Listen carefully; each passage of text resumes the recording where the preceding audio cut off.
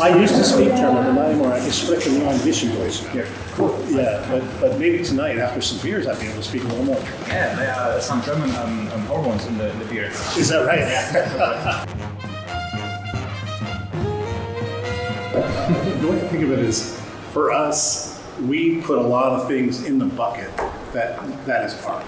And it's kind of a weird, when I think back on it, we probably might have been better served had we said, we're going to make a GPU, we're going to make a basic GPU. We're going to make a basic GPU first. We might have gotten that done sooner. But instead we said, we're going to make a GPU that can compete with the best of the current generation of GPUs. That means it's got to have ray tracing, it's got to have XeSS, it's got to have good media. And so that grew our work list considerably, and that explains to some degree where we are.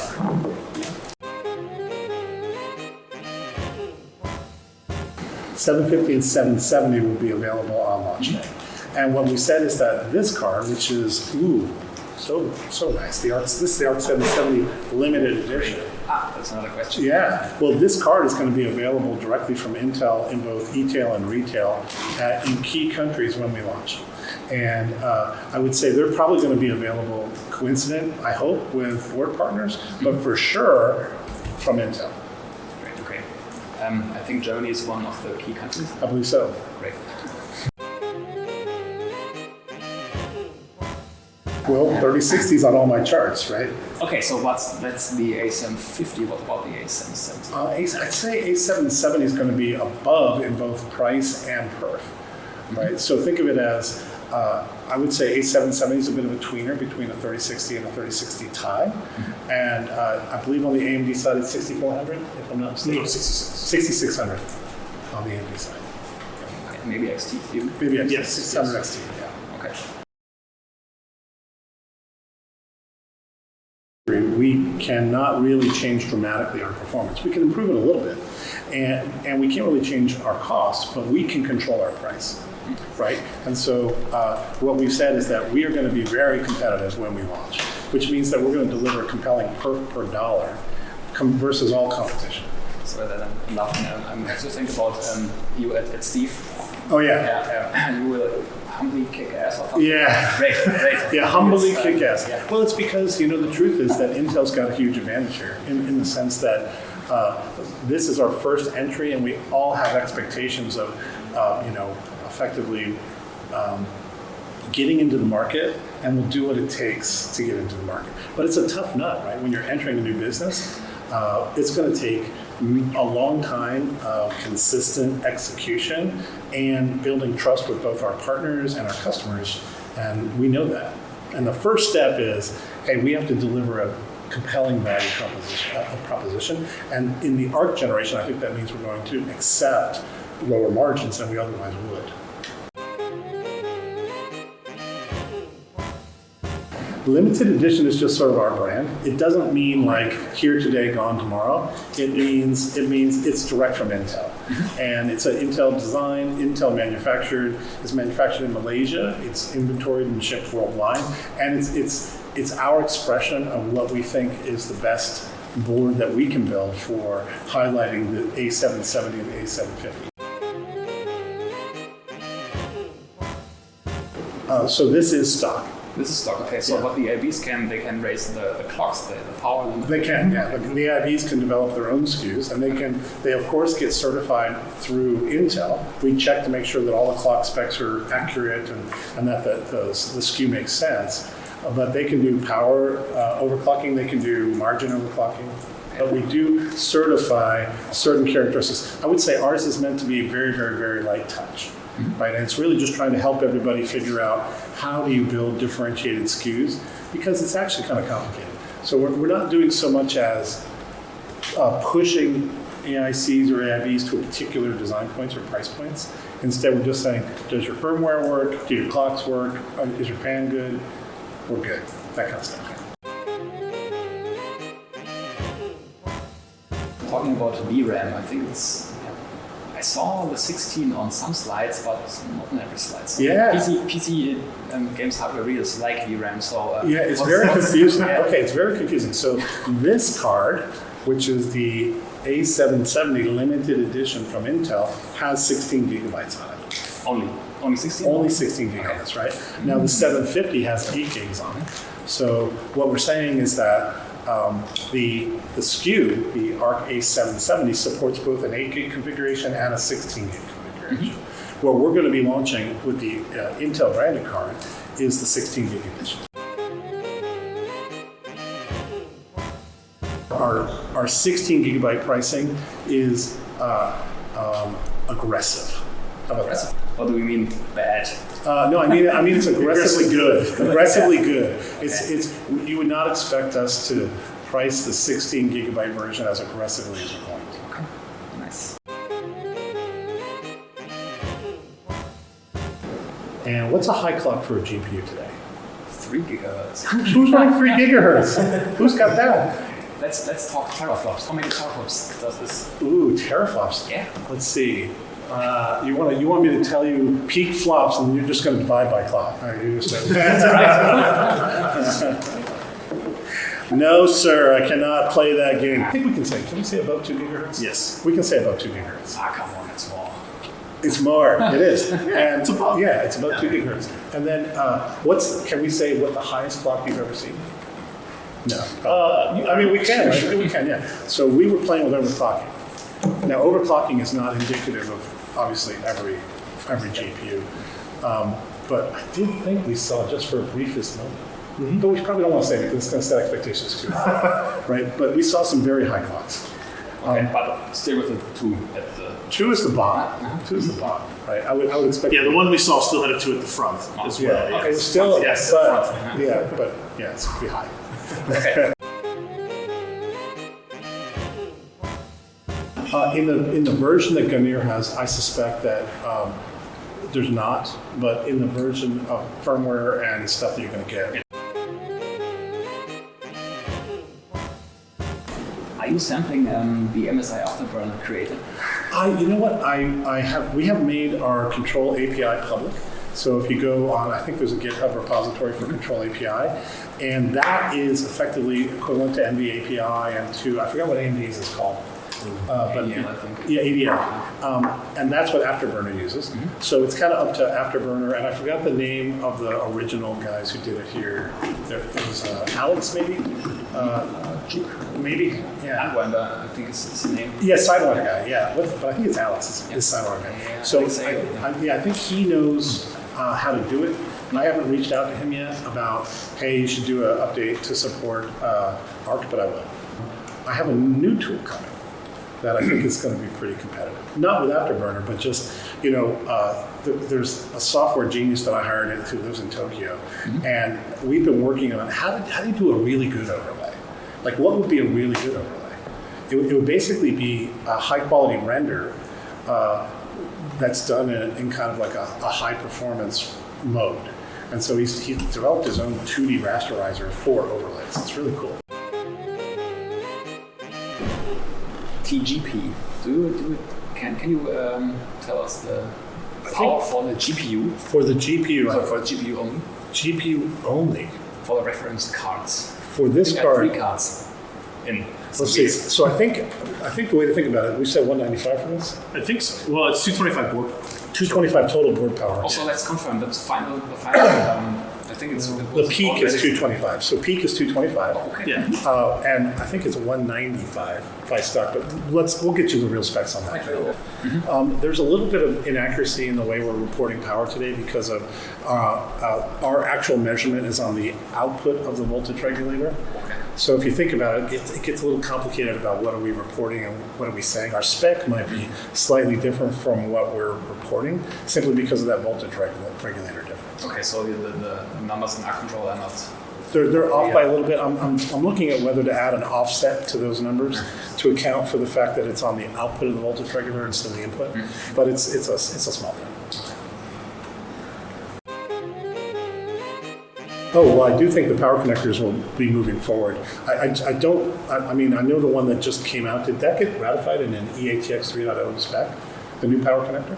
Do you know? I think so, yes. So that's a power supply connector spec. 16 pin. Yeah, I think as we move forward with our GPUs, but I don't think that's the end of connectors. I mean, if you look at that thing, it's better, but it's not dramatically better. And there's other things that we could do. I also don't like the location where most people are putting it. I mean, I'd really rather just have another block here. Right? Now the problem is if you put a block here, how do you get the power supply to go there? But you already know that the motherboards have specs for power supply connectors, right? So since Intel is the dominant motherboard reference provider, the real solution is now that Intel has a graphics company, maybe we just say, we're going to expand the motherboard, right? So we don't have to be constrained by, there's a GPU that doesn't have control over the motherboard ecosystem. If I were going to do this right, I would say, okay, what do we want down on the motherboard? We would like to have a PCI Express fingers, but wouldn't it be great if there was like a standardized clunk, and now you get your you get your power supply delivery, and then just like on a motherboard where you have that 10 pan, you might have a 16 pan that is the ATX motherboard, GPU motherboard power rack. So that's just an idea. We're not working on that right now, but I'm just saying that this 10-pin thing right here, that's a good idea. It's better than doing lots of 6s. But I think that's the power of having an ecosystem at Intel where we can start thinking about what's really the right solution. So about the Intel branded cards, I can buy them everywhere you partner. Yeah, I mean, I think the way to think about Intel branded cards, we're going to be limited volume when we initially launch. And that makes just sense given where we are. We've got to make sure everything that we've done works for all of our board partners and all of our channel partners. And volume's going to build over time as we have success. So we're going to build a bunch. We're going to put them into retail and e-tail in our key countries. We're going to encourage everybody to get out there and get them in limited quantities. And if everything goes well as expected, there'll be more and more and more and more. We have plenty of GPUs. Can you talk about the AIBs that have confirmed to work with Intel? I can't. That is really up to the AIBs to decide when to talk about what they're doing. I can say that we obviously want to work with every AIB that is qualified to build a graphics card like this, and we've certainly engaged all of them. So.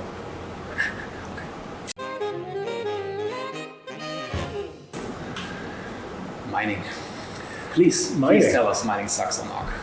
You know what? Have you done it? No. Have you done it? I've heard that there has been a report of A380 mining, and it wasn't great.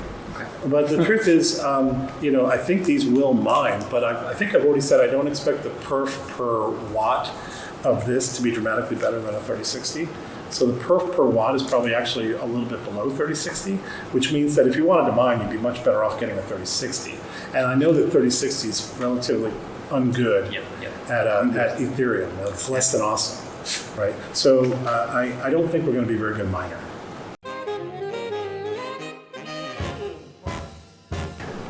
The game on drivers.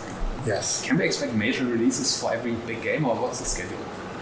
Well, of course, our intention is to do major releases before big games, right? We don't want people to download their games and try it on Arc and find that they don't have a driver.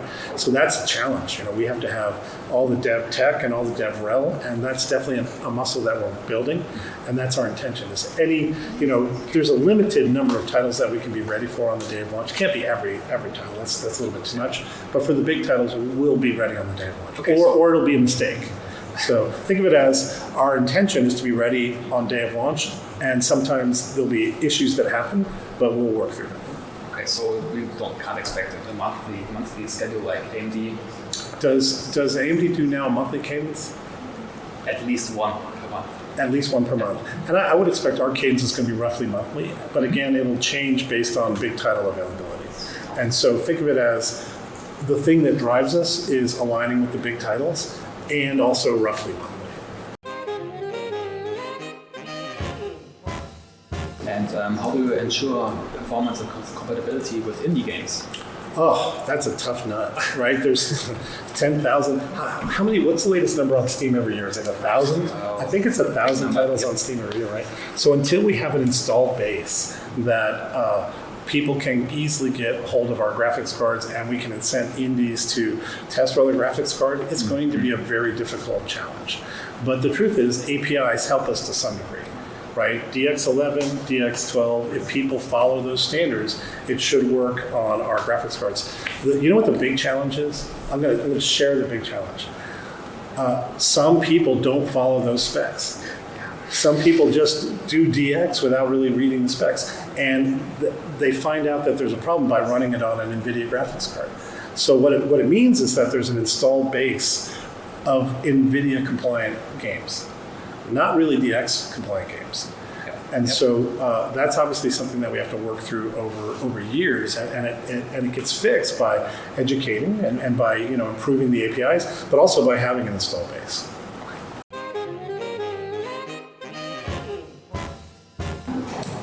Talking about ARC control. Is there a rough roadmap for features? There is. The whole ARC control team is constantly working on both stability and quality and features. And it's sort of like they have to learn how to guarantee great experiences, because it's been rocky right out of the get-go, as you know, right? And so we're cleaning up all that, and yet we still want them to do more. So it's tough, but they're going to get there. I think they're working day and night. They are working a lot. Yeah, and the improvement very quickly has been pretty dramatic. I don't know if you got a hold of the early builds, but they're much better. Much better, yeah. Two options in ARC control I stumbled upon were driver boost and game compatibility. What does it mean? Oh, interesting. So game compatibility has a couple of sub-options underneath it. And the idea is that during our QA and our game validation, as we started testing these long polls, we found a few of these things that game developers do that are non-compliant. Mm-hmm. So the idea is, well, maybe we can have a workaround for some of these non-compliant game things. Do you have an example? Sorry. Do I have an example? I don't know off the top of my head examples.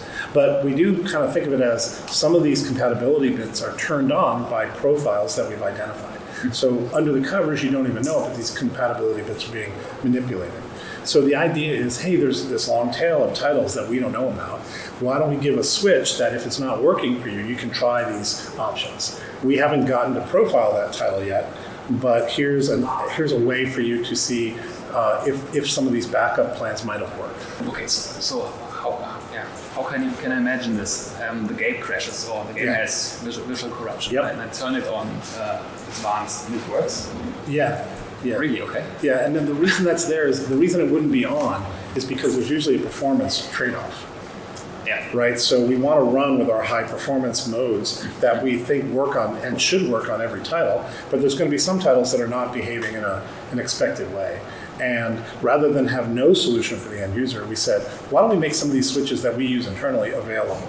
And that's effectively the idea. Now, we haven't publicized it very much because it's sort of a power user thing, and we want most people to never, ever have to think about that. Yeah, but you can turn it on and off. You can turn it on and try it. So You might want to try that on your DX8 game. Yeah.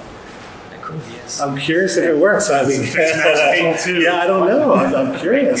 So what would you recommend? Advanced? So I would try them all. Okay. Because they're all different. They're all doing different things. So you might think of it as there's different software optimizations that happen inside, and they're all kind of random, but you got to give them some name, right? Okay. So the idea is, how do we bundle together these groups of things? Could we get a list of things that I've done? Can we do a blog on this? Interesting thoughts. The game compatibility flag. Let me talk about it. We haven't really exposed all those different things, but think of it as things like loop unrolling. Like how would you do, or maybe it's something like caching. Great, I love it. Where did you find that? Upper right in the game. You know what? I gotta check that out. Sorry, I have a picture. You know what? I don't know everything. This is a great example where. Find out what's driver boost. That's fun. I can show you everything I've tested with the. Yeah, I want to see driver boost. Outcast. It's another old What's game. it called? Oh, Outcast. Driver boost. Do you know what that is? Incredible. This is great. Right off the. Yeah. It's German, but it's wow! And what does that AUS mean? Off or on? It's off. It's off per default. And did you mouse over the question mark? Unfortunately not. Damn. No. I think it tells about dynamic optimizations going on. And All right. Well, I see somebody gave a name to something. Is that the maybe the label that it shows up as for the benchmark? Might be. Oh, maybe. Yeah. Maybe. But it's in global game settings. Yeah. I think I want to make sure I get the right Yeah, answer. wait So to let's see. follow up on that. I could speculate like I do often, but in this case, I want to pretend that I'm going to get you a better answer. Yeah, it's okay. Stick Maybe to by facts. dinner tonight. We'll know. Yeah.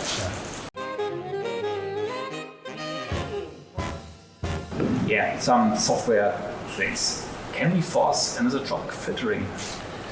Can you force AF? Yes, I know we can force it, but which API do you know this? Ooh.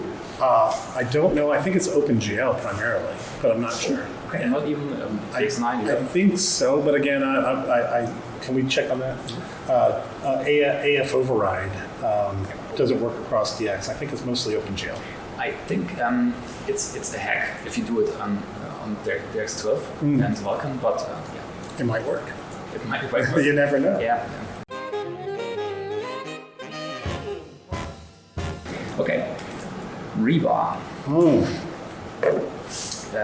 Nice topic. Yeah. What's the status? What's the status? Well, let's start off with we have a special memory controller. And the special, and I mean that in kind of like the best possible way, right? It's very good at doing bursty transactions and less good at not doing bursty ones. So long transactions, it's very efficient. Short transactions, less efficient. So normally that wouldn't be a big deal, but it turns out that the way PCI Express works, and this has been the way it is forever, it generally forces writes from the CPU to GPU memory to be small transactions.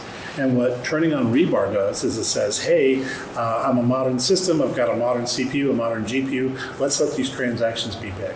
And so we did not communicate clearly at the beginning that we need people to turn ReBAR on. It's available in all of our current chipsets and all of our competitor chipsets on all of our CPUs that have launched since Gen 10?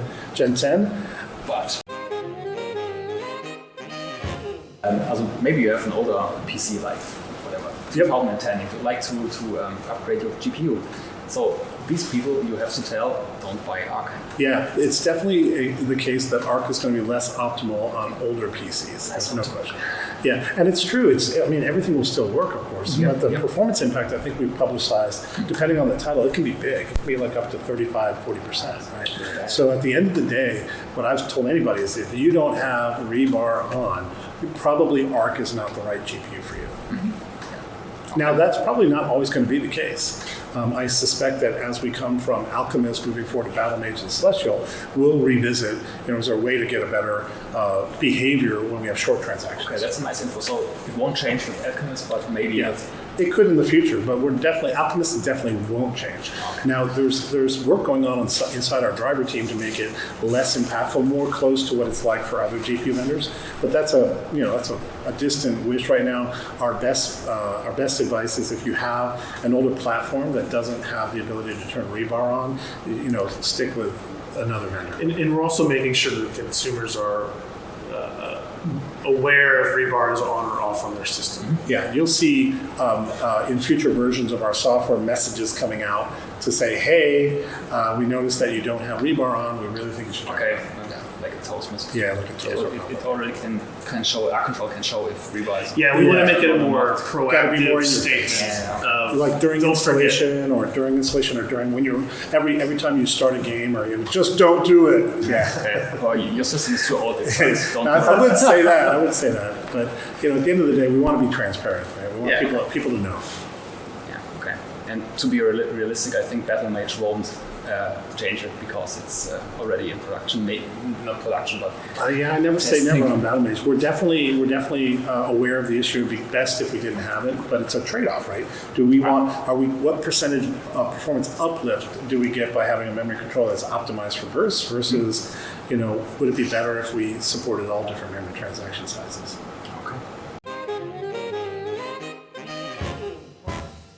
Okay, about some other features.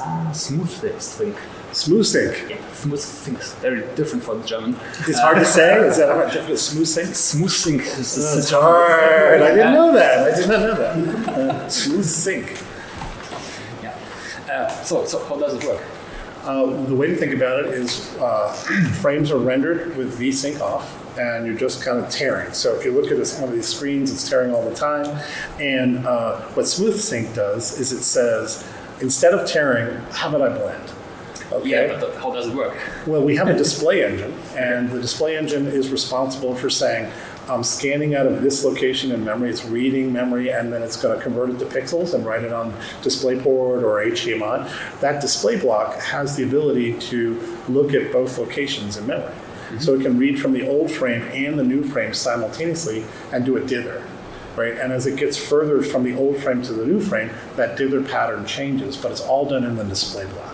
So think of it as there's pretty much no latency impact because pretty much okay. Yeah, like almost imperceptible. I'd say less than a scan line, and effectively all you're doing is you're reading an extra line from memory, and then the total time it takes to read 2 lines, buffer it up, do the dither is approximately nothing compared to everything else that's going on in the GPU.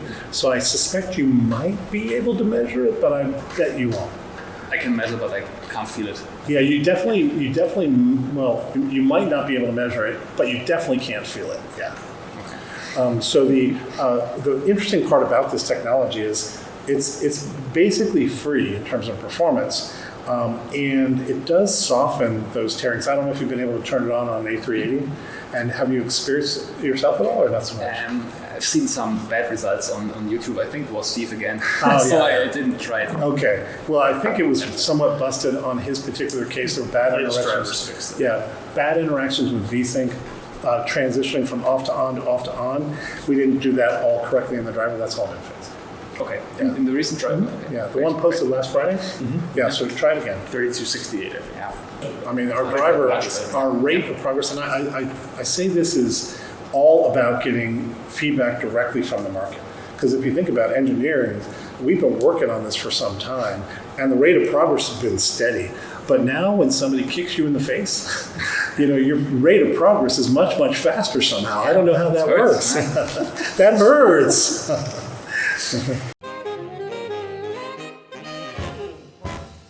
Direct storage, yeah, very important. Yep. Okay. So that's all you have to say. Well, we're working on a solution for direct storage, and Microsoft is obviously a key part of that. I don't really have anything to say about it right now, but I do expect us to have a pretty compelling, performant, standardized DirectX performance implementation. Okay, so the hardware is ready, but the software is not. It's all software, right? It's all software? Well, I mean, the whole how do you do direct storage? It takes advantage of encoding capabilities on the hardware, Yeah. but that's pretty standardized. Okay. And so really what we're talking about is how do we, which algorithms are the right algorithms, what works for us and others, and how can we cooperate to standardize? This is very similar to the conversation, about post-effect standardization and how do we make these things work together across multiple vendors from multiple game developers. Direct storage is no different. Okay.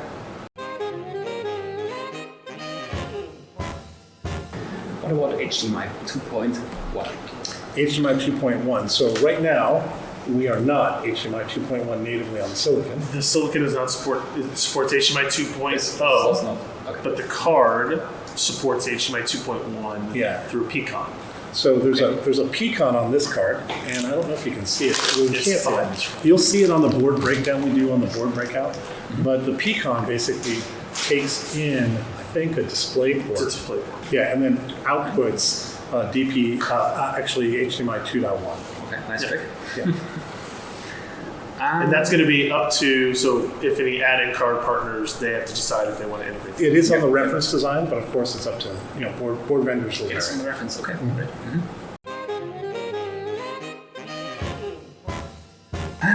XeSS. Yes.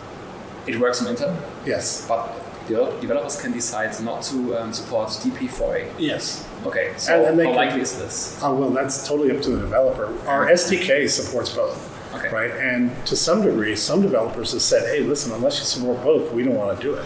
But the truth is, I think most vendors are going to do both DLSS and XeSS. because if you're doing the integration for one, why wouldn't you do the other? But there are some vendors that kind of say, well, why not enable everything for everybody? So they're doing that. Exactly. Yeah, that's a great thing. XeSS runs on different GPUs and not just Nvidia's. So, right. Yeah. And I think that like AMD does not have an equivalent solution today. So it's maybe more appropriate for an AMD user to say, hey, I'd like to see what XeSS looks like. But and then maybe I don't know if the Digital Foundry guys are going to do this, but you could compare DLSS, FSR, and XeSS and they will. I know they will. I know they will. Yeah. And we will too. I hope you do. I hope you do. I feel pretty good about it. Yeah. Okay. The question that came to my mind when I saw this, the XeSS resolutions. So can you tell us the resolutions? Well, let's see. Maybe? 720p is performance. Okay. Right. So it's a quarter of I believe. Yeah. So I don't know the actual. The resolution is set by your output resolution. So there's two questions. What is the output resolution, and how does it compare to your input resolution? Yep. Right. Gotcha. So I don't know if I know precisely those ratios. Yeah, maybe two. Yeah. Performance. So I know, say, there's one example where it's 720p to 1440p. And there's another example when it's 1080p going to 1440p. But I don't know exactly which those are. Okay, so I think performance is 4x. So it's 1540p and 720p. Yeah. I believe that's about right. Yeah. So 720p would be 1/4. Okay, so it's like DLSS performance. Is that right? Yeah, I think so. I believe you. I believe you.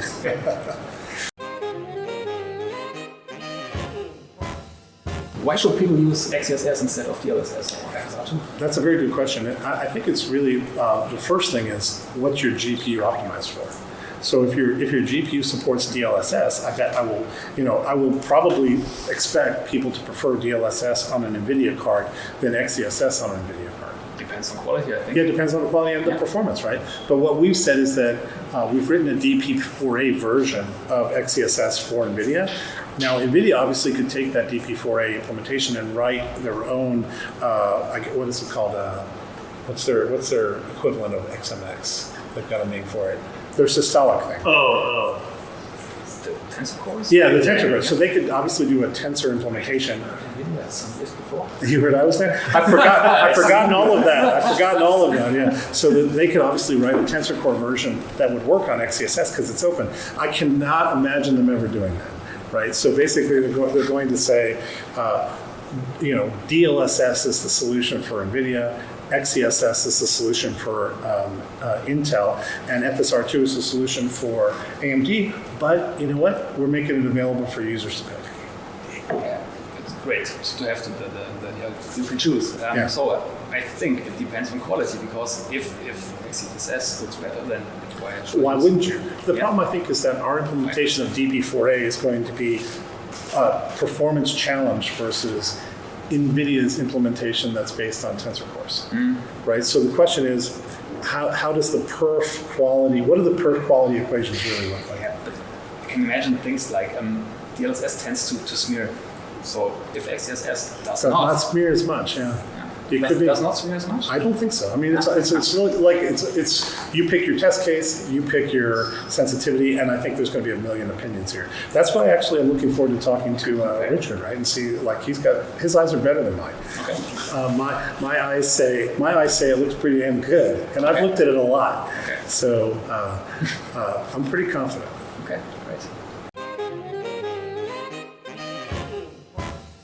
Yeah, I have another. Maybe the last question about the launch date. So soon. With how many O's? It's how many O's? I would say. Well, we want to meet our commitments, and that means it's got to be soon. Okay. Yeah. Great. Okay, that's the last one. The launch about the A380. It looked quite messy, but China first, US now, I think, and EU now. So why? What was the real reason? For A380? Yeah. I think it was just, we had some false assumptions about how that would go. And we didn't have a good read on our quality. And we didn't have a good understanding that, the whole world is global. and nothing that you do in any particular country is going to stay in that particular country. So our strategy was, let's start very small and controlled and work through our learning process there, and then we'll ramp as we get to the bigger GPUs and the bigger markets and things like that. That was a terrible idea. It didn't work at all. And yeah, no, it's a terrible idea. It didn't work at all. Yeah. I mean, it clearly didn't work the way that it was expected to run, right? But I think the idea of starting small, contained, right? System integrator first. The original plan was system integrator first, so you could say we know what systems these are getting plugged into. The idea was to reduce the surface. Never underestimate the power of the press to ship cards across the globe. FedEx ships globally. Yeah. Who knew? Who knew, right? Yeah. So that's on us. Okay. Thank you very much. That was nice. Great to see you. Thank you for your time. Thank you. Yeah. Yeah.